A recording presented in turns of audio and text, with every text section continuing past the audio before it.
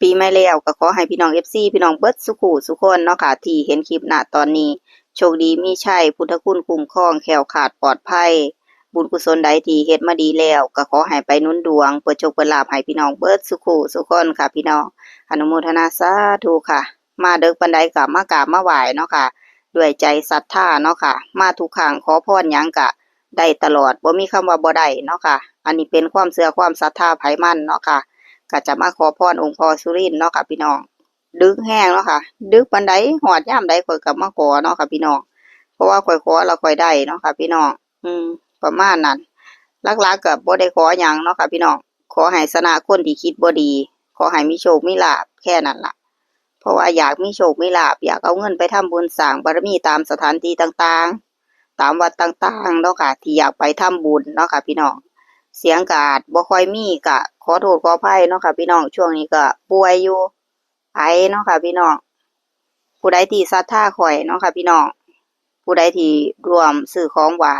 งวดประจำวันที่16มกราคมที่จะถึงนี้ร่วมทำบุญถวายผ้าไตรแล้วก็ซื้อกระเบื้องมุงหลังคาโบสถ์เนาะค่ะพี่น้องทักมาแน่เนาะค่ะพี่น้องก็ขอแจ้งข่าวไปในคลิปนี้เนาะค่ะอาทิตย์หน้าเนาะค่ะพี่น้องอาทิตย์ที่จะถึงนี่แหละเดี๋ยวจะกลับไปทำบุญสร้างบารมีอยู่จังหวัดนครนายกเนาะค่ะ FC ผู้ใดว่างก็ไปร่วมบุญสร้างบารมีนำกันได้เนาะค่ะพี่น้อง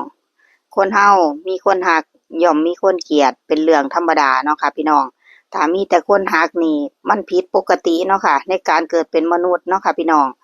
บางคนที่กำลังท้อแท้เนาะค่ะพี่น้องก็เป็นกำลังใจให้เนาะค่ะพี่น้องอย่าท้ออย่าคิดสั้นอย่าอิหยังมากมายเนาะค่ะบางท่านก็ทักมาหลังบ้านเนาะบ่มีหยังให้นอกจากอนุโมทนาสาธุบุญแล้วก็กำลังใจให้เนาะค่ะพี่น้องสู้ๆสู้ให้มันสุดแขนสุดขาเนาะค่ะพี่น้องสักมื้อหนึ่งมันต้องเป็นมื้อของเฮาประมาณนั้นเนาะค่ะพี่น้องอย่าไปคิดสั้นโลกมนุษย์นี่มันมีหยังให้เบิ่งมากมายกว่าเฮาสิได้เกิดเป็นมนุษย์นี่โอ้หลายภพหลายชาติเด้ทำบุญอีหลีอีหลอเด้จังได้เกิดเป็นมนุษย์คนเฮาสู้ค่ะสู้อย่างเดียวค่ะพี่น้องเจี๊ยบเชื่อว่าผู้ใดที่ทำบุญสร้างบารมีนี่บุญน่ะสิพาเจ้าไปสู่สิ่งที่เจ้าปรารถนายิ่งเจ้ามีบุญบารมีบ่หยิบตัวเลขตัวใดมันก็ออกซื้อตัวเลขตัวใดมันก็เข้าสู้ค่ะสู้ๆค่ะพี่น้องขอบคุณทุกคน